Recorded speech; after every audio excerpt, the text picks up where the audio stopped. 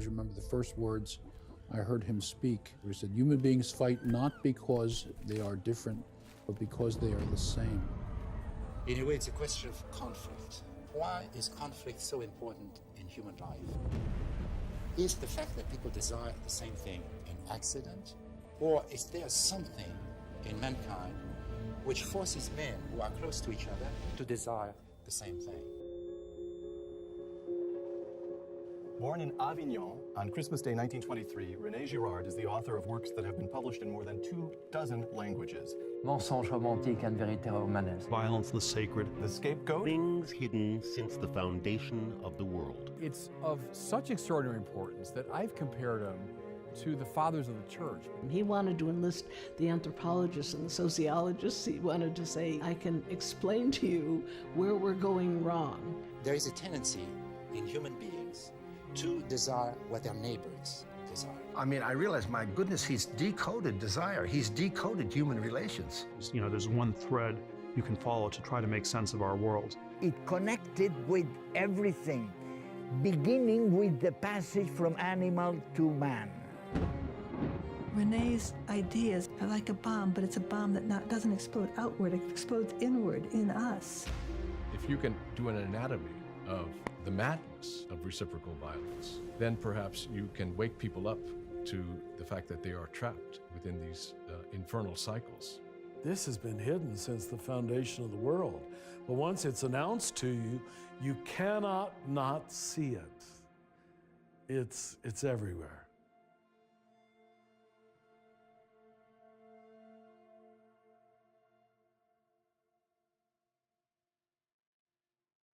Well, welcome. My name is Jamie Gage. I'm here at the studios of GNAT in Manchester, Vermont. It is early December. It's the 9th of December, 2024.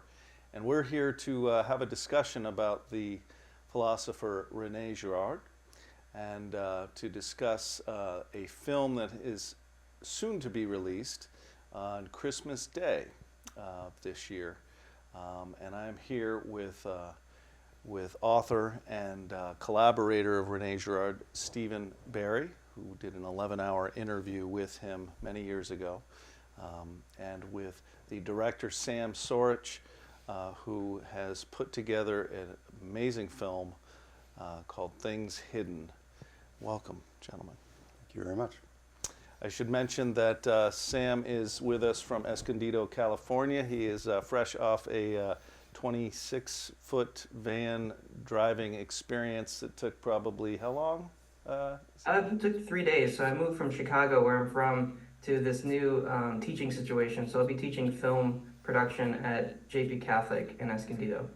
Excellent, excellent. That's great. And Steve came from here in Manchester, and I came from Central Vermont, but I am from here, luckily. So, and I had mentioned that I am new to the teachings of Rene Girard, but really encouraged by everything that I'm learning so far. But I am a neophyte on this front, and these gentlemen are experts, and we're going to learn from them why today is about the most important time to start learning about Rene Girard if you don't already know about this amazing philosopher. So we are specifically going to be looking at the film that Sam has put together over 7 years, and talking about all the teachings and the books of Rene Girard, who passed a number of years ago, about 9 years ago, I think. Is that right?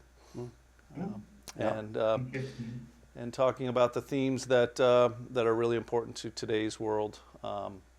So, just to start out, I wanted to check in with each of you and get a little background as to where you come at this study. I'll start with you, Steve. How did you first learn about Rene Girard? I learned about Rene Girard when I met him. I met him in 1986 or 1987 at a colloquium that was offered at Auburn Theological Seminary in New York City. It's right next to, contiguous to Riverside Church and Union Theological Seminary. And the seminar, or the colloquium, went on for a number of weeks during the spring. And it was on the future of the church. and I was invited. I was like the junior member of this group that included some people who had been very active. These are pastors mostly. All of us were men. And the conversation was often about what's going to happen in the future with the Christian church. And among those people, the one that I did know or knew of was William Sloane Coffin, who was the minister at that time at Riverside Church. And why they invited me, I don't know. These people really had a huge experience in the civil rights movement. They walked with Martin Luther King Jr. and so on. I was 15 years their junior, at least. And later on, when Bill Coffin came to our home here in Manchester, Vermont, and had given a presentation, I asked him, I said, well, Bill, why was I even invited to that? And he said, well, what was the theme? I said, well, it was the future of the church. That's why you were invited.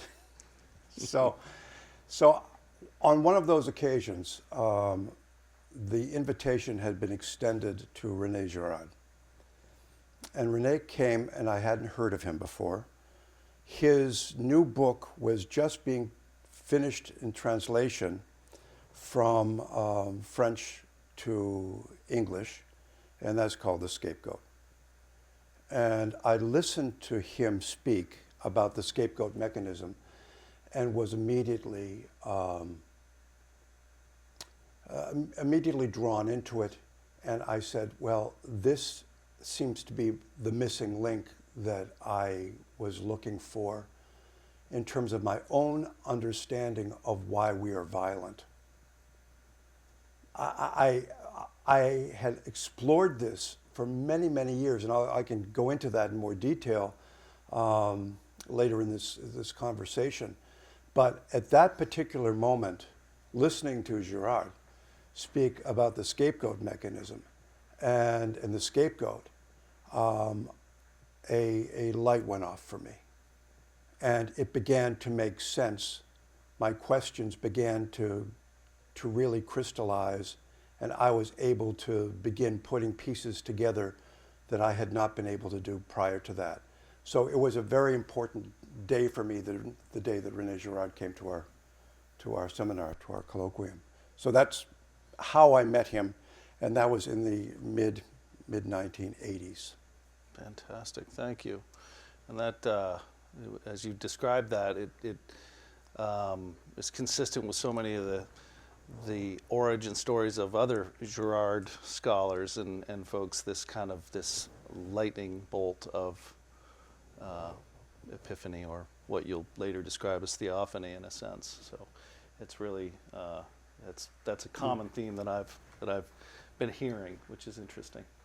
Sam, you've just, you're about to release a movie, 7 years in the making, and have spent, you're a young man, that's a lot of your life. How did this start with you? Yeah, for me, I was raised Catholic, and I had like a reversion to my faith in high school, and I entered a seminary out of high school. So my first 3 years of college was to become a priest. And over the next 3 years, I kind of, it was a really formative time, because I really wanted to be a priest, but at the same time, I didn't like the kind of culture that was there at the seminary, and it was kind of like a culture shock, because for me, I had been more in like artistic circles, like theater and filmmaking, since I was a young kid, and having this reversion, and then entering the seminary is just like too much of a culture shock to the system, and I couldn't conform, I would say, to kind of what was expected, given my background, and it really kind of created this alienation in me, and later I can look back, having kind of read Girard and think through what were the kind of like under the surface dynamics going on. But at the time, it was really frustrating, having this strong desire to want to serve the church, but not feeling like I was like I belonged, just being who I was and having the background I did. And I also came to it with a very skeptical mind, and so it was the first time I really took school seriously, and I started getting more into philosophy. And I think that combination, especially in today's world, there's a lot of firepower behind the skepticism, and you can easily kind of burrow your way through the church if you don't have the right formation. And I found myself after those 3 years an atheist and kind of very disenfranchised with the church, and not really knowing where to go. So I took a one-way ticket to Europe. I took some books with me from the forbidden book section that we couldn't read at seminary, like Nietzsche and others. And I kind of just explored intellectually. And I'm not a scholar or anything. I would probably, I'm more on the creative end. But I've always had this curiosity, and two of the books that I read that were very influential during that time was I picked up Simone Weil in a bookstore in Paris, and read that and found in her a voice that was searching for truth no matter where it led her. And then the other was Rene Girard, and it was actually the book that Steve mentioned, The Scapegoat from 1985. And so I took that book to my, I ended up coming back to the United States, finishing a philosophy degree at Illinois State University, and wrote my senior thesis on Girard and Flannery O'Connor. And so at the time, he was a safety net for me to find my way back into the church. And so I think a lot of this is for our audience. It'd be helpful to then kind of get into some of the meat of the theory to help them kind of contextualize why Steve and I and many others have had why Girard has had such an impact on many people. So yeah. That's great.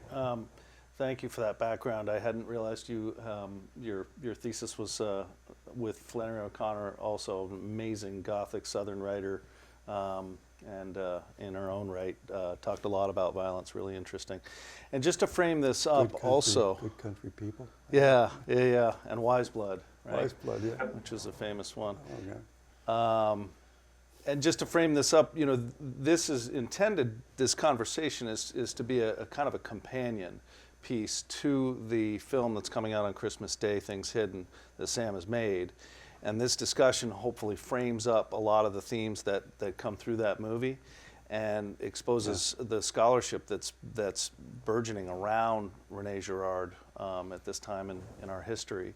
My own limited background, which I mentioned before, is as an agnostic. I have, in my own life here in Vermont, talked about being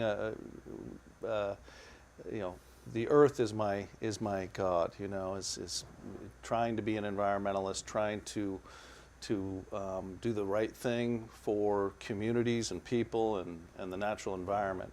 And so I have not had any religious background at all. Yet I've been searching my whole life, through these questions around violence and war, and I've always been very anti-war, and not really had the grounding to understand why, when we all agree war is bad, that our species continues to delve into it right up to the current day. So I've been, searching on moral grounds to try to live a good life, and so this is an awakening for me, and I'm, as I've said to both of you before, I'm super grateful to be having this conversation and learning about it, because for a lot of us who are agnostic or atheists, cynics about religion, this is really important to uncover, reveal the real value of exploring the nature of good versus evil, and mimetic theory, which we'll get into.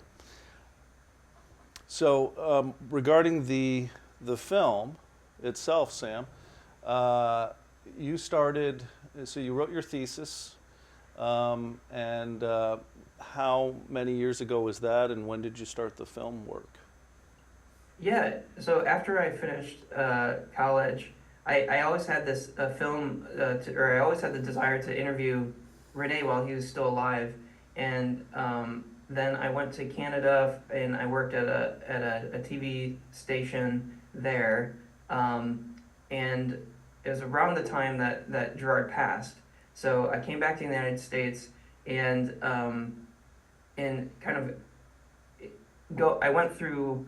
I was basically just disappointed. I didn't have the time to meet Girard and to make a film on him. And so, but I noticed that there wasn't a lot of material, or at least video material at the time, on him and his theories. So I kind of just took that as a call to just start creating something. So I was newly married, and I bought a Sprinter van, and we moved into the van, and with the hope to like just live out of it for a couple months.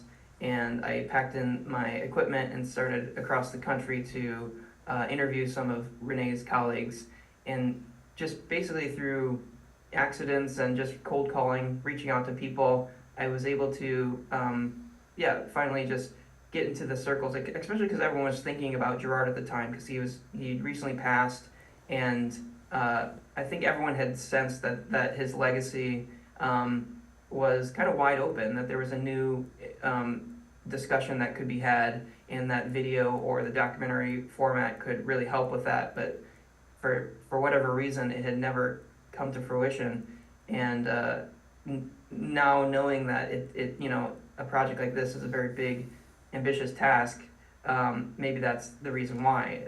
It just was a very big project, and I guess over the next 4 years, I collected a lot of interviews, and then COVID happened, and then I was kind of I needed more help, financial help, so I reached out to a group in Chicago called the Raven Foundation, Keith and Suzanne Ross, who were passionate about Girard's work, and I helped them for about a year and a half. But still, there wasn't much form to the documentary yet. There's a lot of material, like hundreds of hours of material that I collected, but nothing was really showing its head. So I reached out to Trevor Merrill at the Imitatio, which is part of the Teal Foundation, and that for about 4 years we worked pretty closely together to kind of shape the documentary and come up with what we came up with. Wow, that's fantastic. I hadn't realized also you sort of mimicked Journey Across America, similar to one of the paths that Rene took when he had first moved to America. That was actually a really cool part about filmmaking in general, is like when you pick your subject, you kind of relive, you follow in their footsteps a bit. So I was able to go to places where he worked and lived, and I find that true in any kind of film that I do, especially as a documentarian. Like, you really get to inhabit those spaces that are, long past, but especially if you're connected to the subject on an emotional or spiritual level, that pilgrimage aspect of filmmaking is actually really fun. Yeah, I imagine. And also you come at it from a intellectually curious place that's multidisciplinary, also grounded in creativity, and that, and we'll talk about that. That seems to be a lot of Girard's. He mined several disciplines even before he got to religion, and that's really fascinating as well. And actually, so during those COVID years where everything wasn't coming together, one of the major pieces of the puzzle of doing the doc was to find Steve's footage a little bit on the internet. And I was kind of reaching out to anyone who had footage of Rene at the time, and I reached out to Steve, and he told me he had 12 hours of interview, and so that's when our journey began together. Steve, do you want to talk about your background and where that material came from? Well, I can start off by saying that I want to be a documentarian. I was in St. Moritz, Switzerland working, and I was my early 20s. And into the Palace Hotel, where I was a Hilfsportier in the ski room. I waxed skis, got them ready, and then there are a lot of wealthy people there. So I was able to meet some folks, and in came a documentarian from Germany. His name was Franz Tatarotti. And Franz made the documentary. He interviewed me for German television in the documentary because my relatives, I have relatives in St. Moritz, they've been there for many generations, and that's the reason how I could get the job. And so he invited me to come to, after this, it was shown on television. It was called the Society of St. Moritz.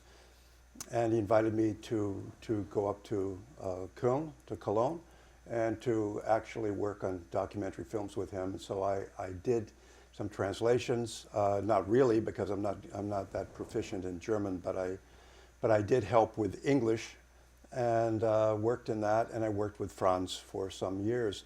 I found out that in fact, while I had a great love for doing documentary films, I just didn't have the proficiency, the technical proficiency to do it. And also the type of films that Franz made, he went to all the trouble spots in the world. So during the time that I was with him, he was off to Vietnam, but he had already been to the Congo. He had almost been killed there. He ended up going to all of the different trouble spots in the world, wherever there was a fight. Franz would show up and do documentaries. And that, for me, was out of the question. I wasn't tough like he was. I mean, he was really tough. Very creative, very smart, had tremendous agility in terms of switching languages, knew what was up. You know, he, as a kid, he had learned how to be a boxer. He got beat up a lot when he was living in, you know, as a kid in Austria, but he knew his way around, and I just wasn't on that caliber. So I appreciated him, and I liked working in documentary films, but I knew I wasn't going to be a full-time documentarian, and that I had another call. And so the documentary piece of this was still in my heart, because I did continue making films. The last film I made with Franz was on the volunteer army in the United States. We traveled down to Washington, D.C. after they collapsed the draft. And that's the last one I made for German television with him. Then I did other things, and got married a wonderful woman who I met in Zurich, and she and I got married in Switzerland, and then I came back to the United States to study, and ended up going into the ministry. But background-wise, I just would say that the reason why the documentary came about from my angle and why I spent time interviewing Rene Girard was because I wanted to make Girard available to an audience that was not an intellectual audience, that was not the academes that flocked to Girard to basically understand what he said and then to enter into dialogue with him, etc. I was more interested in what is the outcome of people who are mimetic, and why does competition and rivalry not give way to cooperation and care and compassion? And how can we move from rivalry and competition to care and compassion? How do we bridge that gap, and what can Girard say to that particular issue, which I was dealing with as a pastor all the time? I was dealing with it internally, but also in terms of people that I dealt with. They all had issues that were often family issues, issues of self-esteem, and so on. And the culture always wanted to have you differentiated from the other person, to make you special. Somebody that in other words, when I was a boy, I grew up understanding competition and rivalry from the very beginning, that you had to sort of distinguish yourself. And that was, whether it was in sports or in academics or whatever it was all about competition. And competition and rivalry leads to a really bad result if you take it to its furthest degree. I wanted to plumb that and to really address it, and that's why I wanted to do a documentary with Rene Girard, so that I could make the Bible accessible to people who had no interest in the Bible, because it could unpack the work of Girard in a way that would open their eyes in a new way to religion and to life. And that's what I thought that Girard did. Fantastic. Yeah. So you went there in 2005, right? And with your son, correct? Yeah, Andres, yeah. Yeah, what was that like, just meeting him and being in that space? Because it's funny because I've been with that material for 4 years, like since we started collaborating, and I watch that footage every day. How was it? Day. So it's like I'm very, very close to it, and so it's funny. Now I can ask you what was it like to be there, and what were are there any anecdotes about him as a person, or was it just get in there, get your stuff, and get out? Well, first of all, to preface it, after 1996, when I met him for the first time at that seminar at Auburn Theological Seminary, I subsequently went to some of the programs that were offered through Cover, the Colloquium on Violence and Religion. And so I met Rene on a number of occasions prior to actually going and doing that interview. Subsequently, after Girard, I spent a lot of time with Walter Wink. And Walter Wink was a friend of mine. Walter is a biblical scholar. He was a professor at Auburn Theological Seminary. And what he did was he used a lot of the work of Rene Girard, and he made Girard very approachable on a lot of the work that he did, particularly in engaging the powers. So he was familiar with Girard, and I spent time with Walter Wink. When I was a senior minister of the First Congregational Church in Los Angeles, I had Wink come with his wife, Walter, and June would come and give programs. We had a camp in the San Bernardino Mountains, Cedar Lake Camp, and so we had whole weekends where we did special things with people like Walter Wink or Belden Lane, others. And so I was involved with the thought of Rene Girard for quite a long time prior to actually sitting down in Stanford University with him and talking with him there. So I met him in the desert when he was at Abiquiu near Santa Fe for the Colloquium on Violence and Religion with Robert Hamilton Kelly, I guess. I met him at different times with Andrew McKenna, with Sandy Goodart, and others that are in the books and the literature, and been interviewed by Sam. I would have to say that anecdotally, I don't have a lot to add. I would go in and do something because of my interest, but I wasn't chummy with him. I spent last 3 years of Walter Wink's life actually going on a monthly basis for a couple of days down to Sandusfield, Massachusetts to work on his last book with him, Just Jesus. So, and that was chummy, and we ate together and all that sort of stuff. That was not the way with Rene and myself. And Martha and Rene were very welcoming into their home. They were wonderful. I always felt like they enjoyed me being around and so on.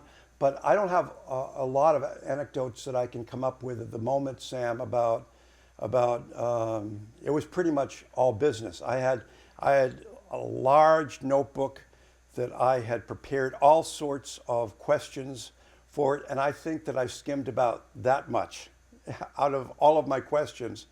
And it was like I just would ask something, and then he would just go. And then he would just talk. And then I would then listen to what he had said, and then he would go again. And then it was just like opening up this world to me. Of course, the first part I asked him about his early experiences in his life and how he got to where he was in his early life. But gee, it was just one of these things where the time went very, very fast. And I don't have a lot of funny stories or anything like that. All I can say is that I felt like I was in the presence of a master, and that I was deeply respectful of that, knowing that that I was in a place where there was a man that really had comprehended things that most people will never comprehend unless it's put into a language that they can understand. He tended to do that more in his later years, although he was such a high intellect that it was very difficult for a lot of people. Well, when you read him, it's different than speaking to him. It's a lot of what he writes is quite dense. For people who aren't focused on philosophy or theology or any of the social sciences. So I just found that it was an extraordinary experience having that much time with him, and that he gave me that much time, and that was a real gift. And all I can say is I had met him along the way. I had been in some places where Peter Thiel was, and the Colloquium on Violence and Religion, and all these other people, so many of them that you interviewed. I know the Raven Foundation. I had them come out for a program here in Manchester, Vermont years ago. So I know the people that you're working with. And yeah, I wish I could tell you, oh, we were sitting around having beer and stuff, but it didn't work that way. It was all about business. It was all about speaking about the theories that he had come up with and explicating those. It's funny, the film and everything you just described, you used the word approachability earlier, and that seems like at that high level of intellect, the work in the film, the interviews that I see that Sam has got in the film, definitely seem like he had a patience and an accessibility and a generosity, really. Even though all these themes converged. I mean, he started with literary analysis, right? And then anthropology, and then philosophy and religion. So, and they talk about his books in Sam's film and other places that I've looked as, it's dense because it kind of covers life. To me, I'm looking at this as a newbie and thinking this is getting it all in, and the themes of good and evil. Did you find people other than Steve also, Sam, maybe described his approach as accessible?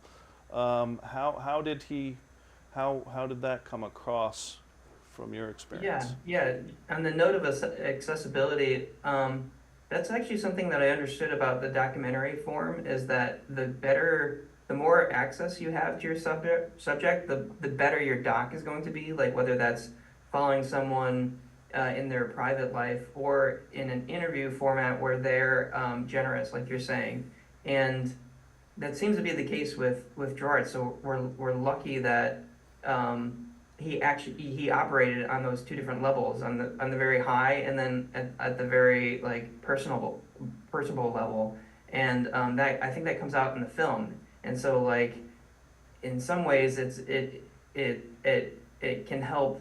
It's the first kind of format of the theory that again, doesn't have to be for academics. It can be for anyone. And I've showed the film, to hundreds of people already, and people from electricians to pastors to university professors. They all are deeply moved by it emotionally, but also that they finally get the theory, and or something new comes out that they didn't expect, and it's that combination of Girard's personality on screen, and then kind of how we shape the doc to be fun, but also kind of serious. So one comment that I got, that it was unexpectedly entertaining.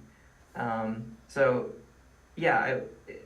that just also comes from me not being an academic, and I also just I grew up with a lot of like lowbrow culture, just cartoons and Disney, so it's whoever you're talking to.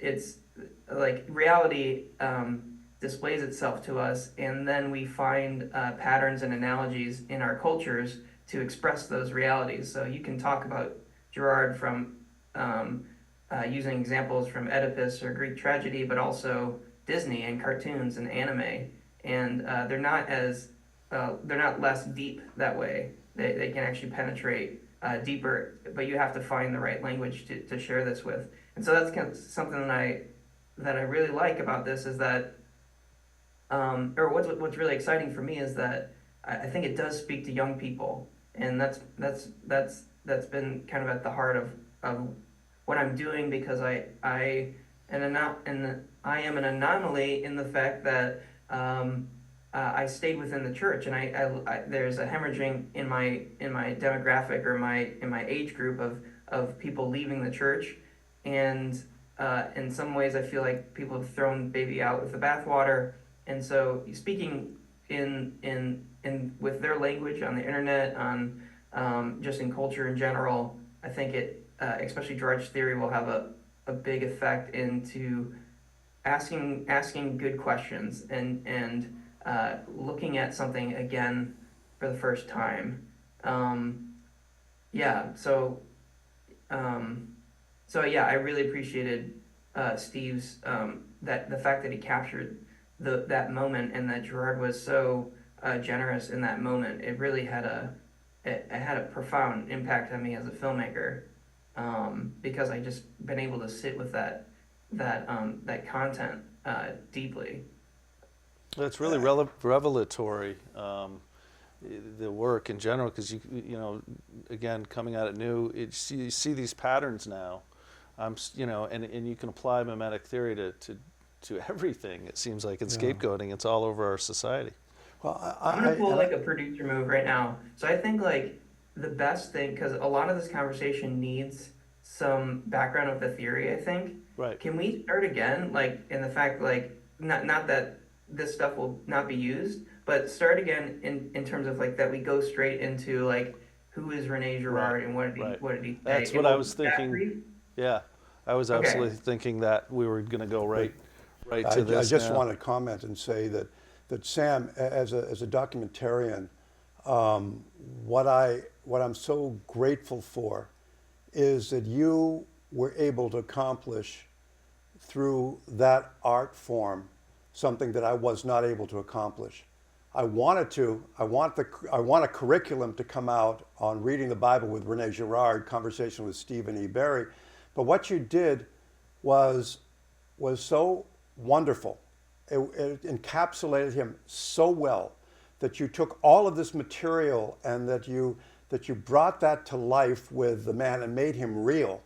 And I just loved what you did. And if I had had the skills and the time and so on, I would have loved to have done what you did. But you did it beautifully, and I'm so grateful for that, and I'm so thankful. And so with that, why don't we go into the... Well, no, and then I'm grateful to you because you weren't precious about the material. You knew that it was gold, and you trusted me to use it. So that I think you learned, or we those of us who have learned from Girard some of this the preciousness of our projects can get in the way of bigger, higher goals. And so thank you for allowing me to use what you sacrificed for that stuff too. So in trusting me to use the material was very generous. Well, it's my delight and joy and gratitude to you. I know we don't have, this is extraneous, but I just say the lack of ego interrupting, which you were kind of talking about, and not regarding your material as too precious to share. This would be an honor. You know, this is really what Girard would appreciate his work, and he, you know, who put his nose down for so many years, and it's just such a thinker. The Apostle Paul, and I'll come back to this another time, but right at the beginning of his letter to the Philippians in chapter 2, there shall be no competition among you, but each must consider the other better than himself. This is was a really a profound statement that Paul made. The insight was given at a class with Henry Now, and I'll talk about that later on. But that is what is being acted out here. This is not a competitive thing. Here's a person that could make a dream come true. The dream was to make Rene Girard more accessible to many, many, many more people. However you do it, and whoever does it, that was the objective. That was the goal, to have many more people be enlightened by the material that we were offering. And so it wasn't a competitive thing. It was a cooperative, caring generosity. That it was a mutuality. It wasn't, and that's really profoundly important, particularly in this day and age, for people to learn how to do that. That's the way we get out of the messes that we're in.